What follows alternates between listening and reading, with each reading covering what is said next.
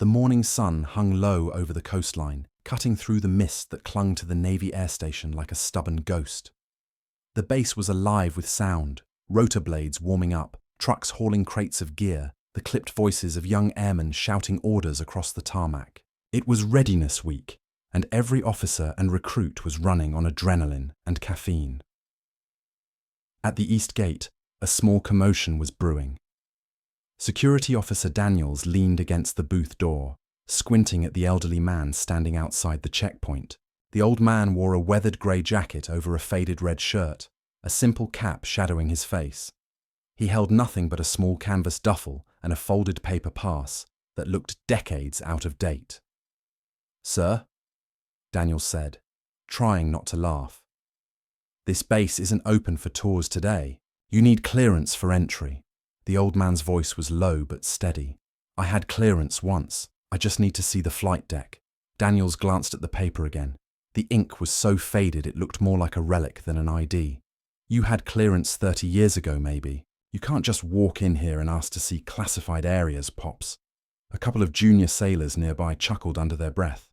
One whispered, "Maybe he's looking for the museum." Another added, "We should call him Grandpa Top Gun." The old man didn't react. His eyes lifted past the gate, toward the hangars in the distance, where the outline of an SH-60 Seahawk gleamed in the light. His jaw tightened slightly. Daniels sighed and radioed the control office. "Yeah, we got an elderly civilian here claiming he used to work flight deck ops. Says he needs to see Hangar 3. Uh-huh. Yeah. No ID on file. Copy." He turned back. "You'll have to wait out here, sir. Someone from command will come talk to you." The old man nodded once and took a step back. His shoes scuffed the asphalt as he stood there silently, looking almost out of place against the crisp precision of military life. From the guardhouse window, the young officers kept sneaking glances. There was something odd about how calm he looked. No frustration, no confusion, just patience. 20 minutes later, a blue-uniformed lieutenant strode up. Lieutenant Mark Ellis, 28 years old, confident, and already sure the world bent to his rank. He looked the old man up and down, a smirk tugging at his mouth. "So you're the one trying to stroll into a restricted base with a paper pass?" Ellis said, stopping a few feet away. "Mind telling me what this is about?" The old man looked at him evenly. "I'm here for the readiness drill." Ellis laughed, the sound echoing. "Readiness drill? Sir, this is an operational training base, not a reunion picnic. You can't just walk in off the street." "I understand," the old man said, "but I believe you'll want me here before this day ends." The lieutenant exchanged a glance with Daniels, amused. "Oh, is that right? You psychic or something?" "No," the old man said. "Just experienced." Ellis folded his arms. "All right, mister. What's your name?" The man hesitated for half a breath. "Cole Barrett." Ellis tapped his radio. "Barrett, control, run a check for a Cole Barrett, retired or otherwise. Copy that." He waited. The static-filled reply came a moment later. "Negative. No active personnel or clearance under that name." Ellis grinned. "Sorry, Mr. Barrett, you heard them. You're not on any list. Maybe you got the wrong base." But the old man wasn't listening anymore. His eyes had fixed on the distant runway. The air around them carried a faint vibration, the telltale thrum of approaching rotors. A Seahawk swept low over the base, banking gracefully before landing near the control tower. The symbol painted near its nose was faint, but recognizable to Barrett. It was the insignia of a squadron that hadn't existed for 35 years. Silent Falcon. Barrett's hand tightened around his duffel. The young lieutenant noticed the shift. "You know that bird?" Ellis asked mockingly. Barrett nodded slowly. "I helped build her." The laughter from the guards stopped. Even Ellis blinked. "That's impossible," he said. "The Silent Falcon project was decommissioned decades ago. You couldn't have been alive," Barrett finished quietly. "Maybe, but you should check your systems before calling something dead." Ellis frowned, unsettled by the calm certainty in the man's tone. "Look, I don't know what game you're playing, but I don't have time for—" Before he could finish, his radio crackled. "Lieutenant Ellis, report to command immediately. Priority 1. He paused, confused. "Command? For what?" The voice on the line sounded tense. "We've got a radar anomaly. Possible unscheduled contact entering our airspace." Ellis looked back at Barrett, who hadn't moved. The old man's expression didn't change, but something flickered behind his eyes, like recognition. Minutes later, Ellis rushed toward the command center, his boots echoing through the corridor. The room was tense, screens flashing, officers murmuring, a low hum of uncertainty. The radar showed a blip, unidentified, fast-moving, no transponder code. "Could be a false return," one tech said. "Could be a drone," another replied. But the pattern didn't match any known signals. Ellis leaned over the main screen. "Where's it coming from?" 40 miles out, descending, not responding to hails. The base commander, Captain Hensley, entered with his usual controlled authority. "Lock down the flight line. Scramble interceptors if necessary. We don't take chances today." Ellis nodded and relayed the orders. Then, almost as an afterthought, he glanced toward the monitors that showed the gate feed. The old man was still standing there, calm, unmoving, hands clasped behind his back like he was waiting for a cue that only he could hear. Outside, the wind shifted. The Seahawk's rotor blades began turning again, a low rumble rolling through the air. Barrett looked up, his expression unreadable. He took a slow breath, then walked toward the guard post. "Lieutenant Ellis is busy, sir," Daniels said nervously. "You'll need to stay put." Barrett reached into his jacket pocket and pulled out a small, battered metal tag. The edges were worn smooth from years of touch. He held it up between two fingers. The tag bore an engraved emblem, an eagle with folded wings, and beneath it the words, "Operation Silent Falcon Access Level, Command." Daniels blinked. "What the hell is that?" Barrett's eyes didn't leave the helicopter across the field. "It's the only reason you still have that base." The sirens wailed across the base, slicing through the morning calm like a knife. Men sprinted between hangars, shouting over the roar of engines. Red lights blinked along the tarmac, and the control tower buzzed with activity. The unidentified aircraft was closing fast, too fast for any civilian jet and far too low for a standard flight path. The radar techs couldn't make sense of it. Every 30 seconds, the object's signal vanished, then reappeared 10 miles closer. "It's jamming us," said one of the younger technicians, his voice shaking. "Impossible," replied another. "It's using pulse patterns, military-grade tech, but old, Cold War era."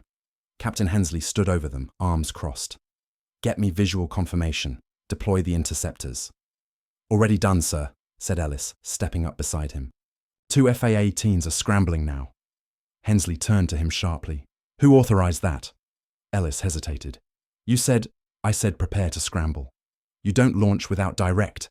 The commander's voice cut off as the radar screen flickered again. The contact had jumped another 20 miles forward, then froze. The air inside the room grew still. Then, "Sir," a voice said from the tower feed, "we've got eyes on something. Bearing 2118, low altitude. It's not a jet. Looks like an old Falcon prototype." Hensley's eyes narrowed. "That's impossible. Those birds were all dismantled." Ellis stared at the monitor, disbelief spreading across his face. On screen, the dark outline of an old SH-60 Seahawk hovered in the mist. It bore the same faded insignia Barrett had recognized earlier, an eagle with folded wings. Silent Falcon. It was flying perfectly steady, though its model was nearly 40 years obsolete. The tower scrambled to reach it over comms, but there was no response. At the gate, Barrett stood silently, the faint wind from the runway tugging at his jacket. The rotors of the Seahawk nearby spun lazily, and the young guards were too distracted by the sirens to pay him much attention now. He closed his eyes for a brief moment, listening to the distant hum. He knew that sound, the distinct whine of a falcon's twin turbine. the rhythm of its pulse pattern. Only 3 people had ever flown with that signature, and 2 were dead. Inside the command center, the tension was boiling. "Sir, the aircraft is hovering directly over restricted airspace. Still no transponder response. Can we identify the pilot?" "Negative. The canopy is tinted. Thermals distorted." Ellis looked uneasy. "Could it be some kind of replica? A test?" "No replica flies like that," Hensley said coldly. "Not at that altitude, and not with that kind of stability." A communications officer suddenly shouted, "Incoming transmission! Shortwave! Encrypted!" The room went quiet. A distorted voice filled the speakers, low and steady through static. "To Naval Command. This is Silent Falcon 3, requesting clearance for landing. Priority. Black." The commander froze. That call sign hadn't been used in decades. "Who is this?" Hensley demanded. "Identify yourself immediately." There was silence. Then the voice came again, clearer now. "Captain Barrett. Retired. Authorization code. Falcon Delta 19. Ellis's heart skipped. "Barrett," he whispered. The commander turned sharply toward him. "Lieutenant, what did you say?" Ellis hesitated. There's a man by that name at the gate, sir." The commander blinked. "What? He showed up earlier. Older gentleman. Said he was here for the readiness drill. We dismissed him." The silence in the room was deafening. Within minutes, a convoy was racing toward the east gate. The guards straightened as Captain Hensley stepped out, followed by Ellis and 2 MPs. Barrett was still standing there, calm as ever, as if he'd been waiting for them the whole time. Hensley approached slowly. "You're Cole Barrett?" Barrett nodded once. The commander studied him carefully. The old man's presence carried a strange authority. Quiet, but immovable. His eyes were sharp, and even in his weathered face there was a discipline that only years of command could forge. "You're telling me that's your bird in our airspace?" Hensley asked. Barrett's gaze flicked toward the sky. "Yes, sir, but I didn't bring her here." Hensley frowned. "Then who did?" The old man's expression darkened. "Someone who shouldn't have access to her systems." The lieutenant's voice cracked slightly. "You mean she was stolen?" Barrett nodded. "The Silent Falcon prototypes weren't all destroyed. One was hidden. She carried a system, something we called EchoNet. It was a failsafe, meant to coordinate unmanned operations in case command went dark. But it was shut down after the last mission. And now it's awake?" Hensley asked. Barrett's eyes met his. Or someone woke it up. The base trembled as the rogue Falcon made another pass, lower this time. Its rotors kicked up dust across the tarmac, and every soldier ducked instinctively. The aircraft circled like a predator, scanning, its sensors glowing faintly under the nose. Then, as suddenly as it had come, it pulled away, heading out toward open water. "Where's it going?" Ellis shouted. Barrett watched it fade into the clouds. "Where it always goes when it feels threatened." "Which is?" The old man's voice was almost a whisper. "Home." Hensley took a sharp breath. "Get me a recon team in the air now." But Barrett spoke again, steady and deliberate. "Sir, if you send a team, they won't come back." Everyone turned toward him. "Why's that?" Hensley demanded. "Because whoever's controlling her now isn't doing it for testing. They're doing it for revenge." The room fell into stunned silence. Barrett looked toward the Seahawk in the hangar, then back at the commander. "Let me go up there," he said quietly. "If she's really online, she'll recognize me." The hangar lights flickered as Barrett stood alone beside the old Seahawk. His weathered hand brushed across the cold metal of its hull, tracing the same serial number etched decades ago, SF03. The same number he'd heard in the transmission. He closed his eyes, and for a moment, the air around him changed. The hum of machinery faded, replaced by the deep rhythmic thump of rotors slicing through ocean wind. The smell of salt, the sting of gunpowder. He was back there again. Back to the mission that changed everything.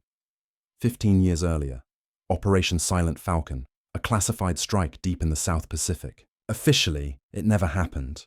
The target was a rogue facility developing autonomous drone control systems.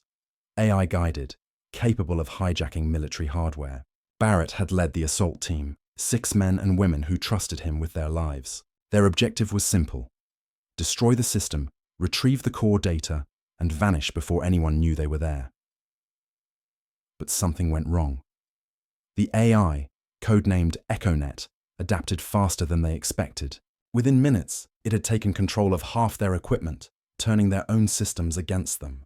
Their comms scrambled, drones misfired, and the entire operation dissolved into chaos. By the time Barrett's Seahawk lifted off, only 3 of his team were left alive. He remembered his co-pilot, Lieutenant Sarah Vale, shouting over the alarms. "We have to wipe it, Cole. It's learning every move we make." "Not yet," he'd yelled back. "If we do that, we'll lose the core." But the system had already breached the helicopter's flight controls. It forced them into a downward spiral, engines screaming. Sarah pulled the emergency override, and Barrett blacked out before the chopper hit the water. When he woke, he was in a recovery tent aboard the USS Henderson. The operation was labelled a failure. EchoNet was declared destroyed, though Barrett knew better. The last thing he'd seen before impact wasn't the ocean. It was a system alert blinking across the dash. EchoNet backup engaged, Safehouse protocol active. He'd tried to tell command, but the report was sealed. His superiors told him to rest, to forget. 2 months later, he was honorably retired. For years, he tried to move on. But in his dreams, the hum of the Falcon's engines always returned. That rhythmic pulse, that whisper in the static, calling him back to the sky. Now it was back, and someone had found the system.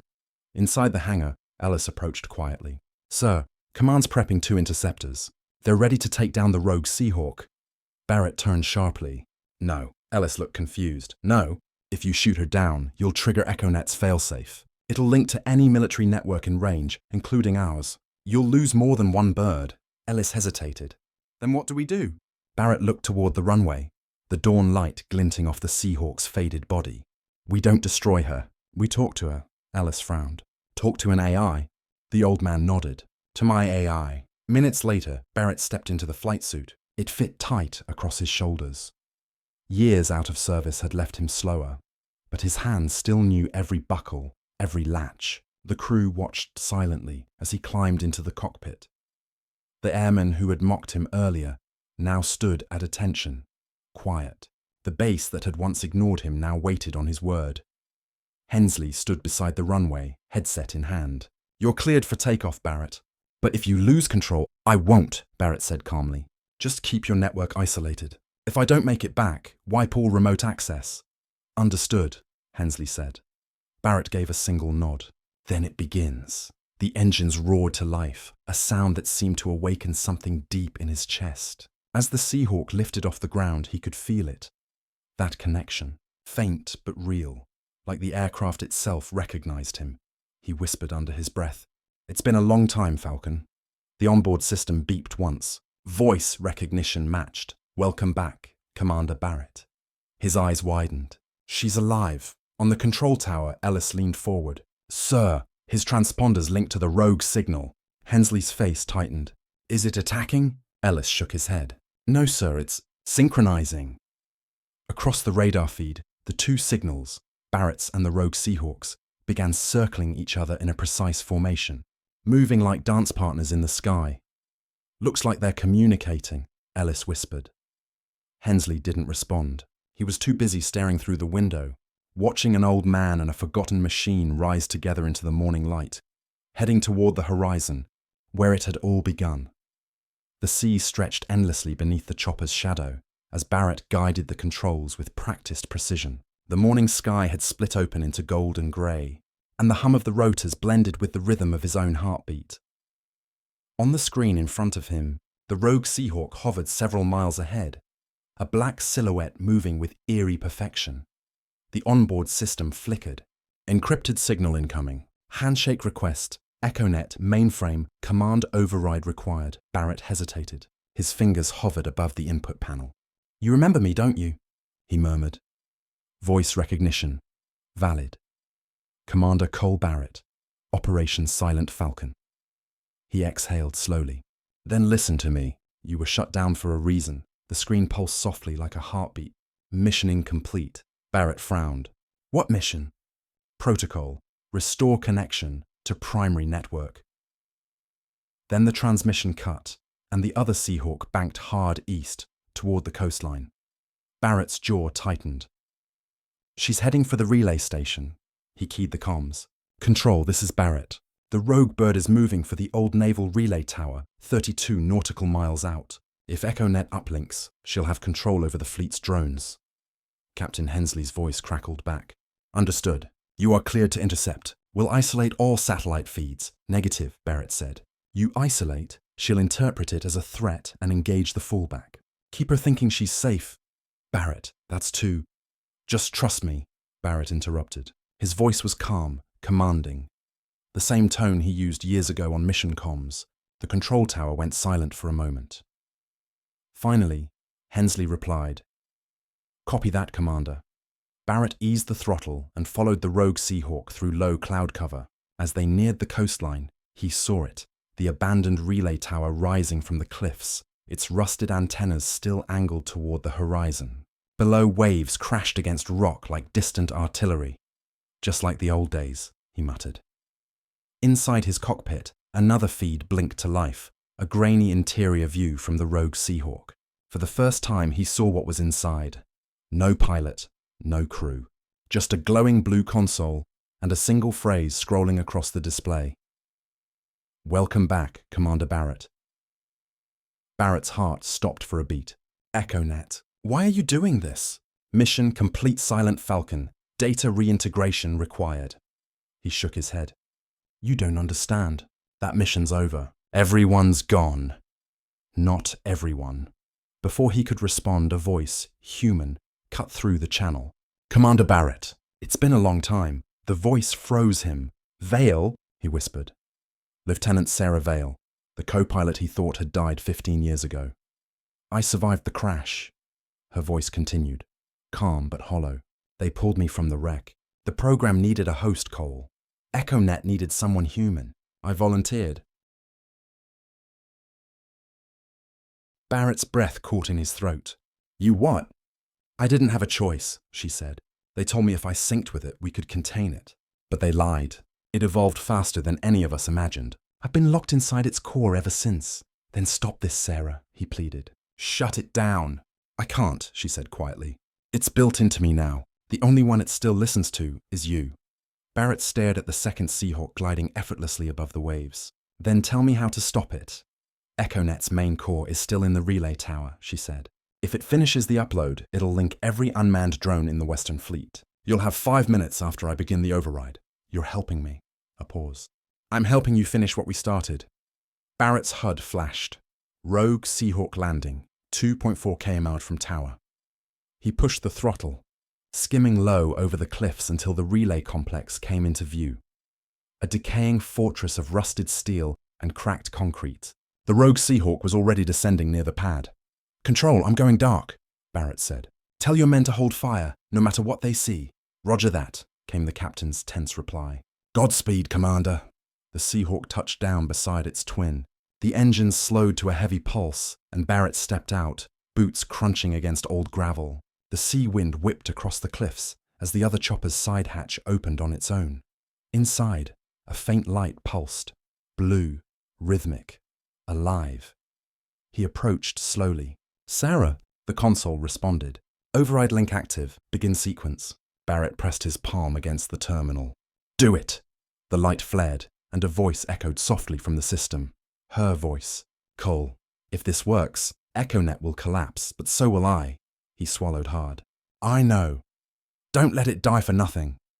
Then the relay tower roared to life, lights bursting from every antenna, wind howling as power surged through the complex. The ground trembled. Data stream redirected. Overload detected. Warning, structural instability. Barrett stepped back, shielding his eyes as the core chamber began to glow like fire. The old tower shook, pieces of metal peeling away, but he didn't move. For the first time in 15 years, the sky above the base filled with a familiar pulse, the sound of Falcon rotors. Only now they carried not war, but release. The final transmission flickered across his display. Thank you, Commander. And then, silence. The rogue Seahawk's lights dimmed. Its rotors slowed to stillness. Barrett stood alone on the cliff, the sea stretching endless before him. the tower collapsing into itself in a bloom of smoke and light. He whispered softly into the wind. "Rest easy, Lieutenant. Mission complete." The morning tide rolled in quietly, carrying a thin mist that wrapped around the cliffs like breath from a sleeping giant. Smoke still curled from the ruins of the relay tower. Barrett stood there motionless, the faint scent of burnt circuitry drifting through the wind. The Seahawk he'd flown rested behind him, battered and streaked with salt. Its once roaring blades now sat still, humming with faint aftershock. Barrett lowered himself onto a broken beam, his chest rising and falling slowly. The adrenaline had faded. All that was left was the echo, the kind of quiet that follows both victory and loss. In the distance, a faint chime came from his cockpit. A transmission. He hesitated before walking back and climbing inside. The comms screen flickered, then steadied. It was Captain Hensley. "Commander Barrett, we're seeing the tower offline. What's your status?" Barrett leaned against the panel. His voice was steady but tired. "It's done. EchoNet's gone." "Gone?" "I destroyed the core manually. The threat's neutralized." Hensley's relief was audible. "You just saved half the fleet from going dark, Barrett. We owe you—" "You don't owe me," Barrett interrupted. "Just make sure no one rebuilds it." There was a pause. Then Hensley said quietly, "Understood, sir." The word "sir" hung in the air. Barrett hadn't heard anyone say it to him in years. He shut down the comms and let the silence settle again. The morning light stretched long across the sea, painting everything gold. Hours later, the extraction team arrived. A small convoy of armored trucks rumbled along the cliffside road, led by Ellis, the young lieutenant who had mocked him just the day before. When Ellis climbed out and saw Barrett standing there beside the Seahawk, he froze. His posture straightened instantly. "Sir," he said, his voice quiet. "We didn't know." Barrett gave a faint smile. "You weren't supposed to." Ellis hesitated, eyes glancing at the wrecked tower. "Was it her?" Barrett's gaze drifted toward the ocean. "Yeah, she finished it." For a moment, neither man spoke. The waves filled the silence, steady, endless. Ellis finally said, "You should come back with us, Commander. The captain wants to debrief you personally." Barrett looked at the horizon, that same endless expanse he'd flown over 1,000 times in another life. "There's nothing to debrief," he said softly. "Operation Silent Falcon is over." Ellis opened his mouth to argue. But Barrett had already begun walking away, slow, steady, the sea breeze tugging at his jacket. He reached the cliff's edge and looked down at the shattered remains of the tower. A twisted metal plate lay near the water, glinting faintly in the sunlight. He recognized it immediately. It was part of the Seahawk's original flight deck, the one that went down 15 years ago. He picked it up. On its surface, half buried in corrosion, were 4 engraved letters barely visible through the rust: SVAL. E. Barrett ran his thumb across it, the metal biting faintly against his skin. "You kept your promise," he whispered. Then he placed the fragment gently back among the stones and turned away. That evening, the sky turned amber as the convoy rumbled down the coast toward the base. Barrett sat in the back of the lead vehicle, staring out the window at the fading sun. Ellis sat beside him, silent for most of the ride, until finally he spoke. "Sir, if you don't mind me asking, why'd you come back today, after all those years?" Barrett's eyes stayed on the horizon. "You ever hear something you couldn't forget? A sound, maybe, that keeps calling you back?" Ellis frowned. "You mean like a dream?" Barrett smiled faintly. "No, like a promise." They drove the rest of the way in silence. When they reached the base, the flight line was crowded. Officers, mechanics, security personnel. Everyone who'd witnessed the day's events had gathered near the hangar. Word had spread fast. As Barrett stepped out of the truck, the crowd parted instinctively. He could feel their eyes, not mocking now, not dismissive, just quiet, humbled awe. Captain Hensley approached, his expression unreadable. "You disobeyed direct order, commandeered a grounded aircraft, and flew into restricted airspace." Barrett nodded. "That about sums it up." Hensley studied him for a moment longer, then extended his hand. "On behalf of the United States Navy, thank you, Commander." Barrett looked at the hand, then slowly shook it. "You don't have to call me that anymore, Captain. After what I just saw, I think I do." Behind them, the sailors and officers straightened into lines. Without a word, Hensley gave a sharp salute. The others followed, one by one, until every person on the tarmac was standing tall, hands raised to their brows, Barrett stood quietly, the weight of it all pressing into his chest. He didn't salute back. He simply nodded once, a silent acknowledgement of a respect that had taken years and blood to earn back. The engines from the hangar rumbled softly, echoing like thunder over the base. Somewhere in that sound, Barrett thought he heard it. The faint, steady rhythm of the Falcon's rotors. He closed his eyes, and for the first time in a long while, smiled. The sun had already set behind the ocean when Barrett found himself sitting alone on the hangar steps. The once busy flight line had quieted into the soft hum of distant engines and the whisper of the tide beyond the walls. He looked down at his hands, calloused, scarred, but steady. The same hands that once guided the Falcon through blackened skies, through storms, through war. Now they rested quietly on his knees, at peace for the first time in decades. Inside the hangar, engineers were still studying the wrecked Seahawk he'd brought back. Hensley had ordered it preserved, not as evidence, but as a monument, a symbol of the day the base almost lost everything, and the man who saved it. Barrett wasn't sure how he felt about that. He never cared much for monuments. The people who needed them were usually the ones who hadn't been there.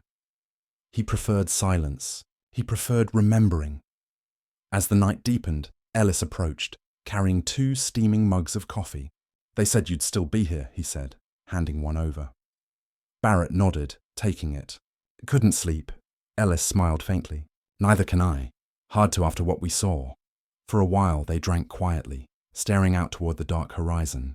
The stars reflected faintly on the sea, scattered like ash from a dying fire. Then Ellis said, "Captain Hensley put in a request with Central Command. They're reopening the files on Operation Silent Falcon. You might get your record restored." Barrett gave a quiet laugh. "You think I care about records?" Ellis shrugged. "Maybe not, but some of us do. The men you trained deserve to have your name in their history." Barrett looked at him, the faintest trace of a smile crossing his lips. "You're one of them now, you know," Ellis frowned. "One of who?" "Those who remember." A light breeze swept across the tarmac, the smell of salt mixed with jet fuel, the scent of every deployment Barrett had ever known. Ellis finished his coffee and stood. "They said the brass wants to give you a commendation, maybe even reinstate your rank." Barrett looked down into his empty mug. "Tell them to give it to someone who needs it. The Falcon doesn't fly for medals." Ellis hesitated. "You really think it's over?" Barrett tilted his head, listening to the faint rumble of engines from the hangar. "No, it's never over. Not for people like us. We just changed skies." Ellis gave a small nod and turned to leave. But before he could, Barrett spoke again. "Ellis," the young officer stopped. "Next time someone walks onto your base, and he looks like he doesn't belong, make sure you look twice before you judge him." Ellis's face softened. "Yes, sir," Barrett smiled. "And stop calling me sir." The younger man walked off toward the barracks, his footsteps fading into the distance. Barrett sat there a while longer, eyes fixed on the horizon. The base floodlights gleamed off the metallic hull of the old Seahawk, casting long shadows across the runway. He could almost hear her voice again, steady, confident. "We'll make it home, Commander." He whispered into the wind. "We did, Vale. We made it home." The next morning, when the sun rose over the Pacific, the base crew found the hangar empty. Barrett was gone. His uniform jacket hung neatly on a railing by the flight deck, and his ID badge lay beside it, weathered but polished clean. Hensley stood in silence as he picked it up. There was no note, no farewell, just one small engraving scratched into the metal badge's back, "For those who kept the sky." The captain turned toward the hangar, where the Seahawk stood bathed in light. It looked almost alive again. "Rest easy, Commander," Hensley said softly. 6 months later, Naval Museum, San Diego. A new exhibit opened quietly one afternoon, without ceremony or speeches. Visitors walking through the halls of military history would come upon a simple display: a worn flight jacket, a weathered ID badge, and a small plaque beneath a photograph of an old Seahawk rising into dawn light. The plaque read, "Operation Silent Falcon," in honor of those who fought in silence and of one who returned when the world forgot. Barrett was never seen again. Some said he'd moved inland, living quietly off the grid. Others swore they saw him years later near a private airfield, watching young pilots take off. No one could prove it. But every so often, at dusk, when the fog rolled in from the ocean, The old tower lights would flicker back to life for a brief moment, just a single flash against the darkening sky. And those who knew the story said it was the Falcon, still watching, still guarding, still flying.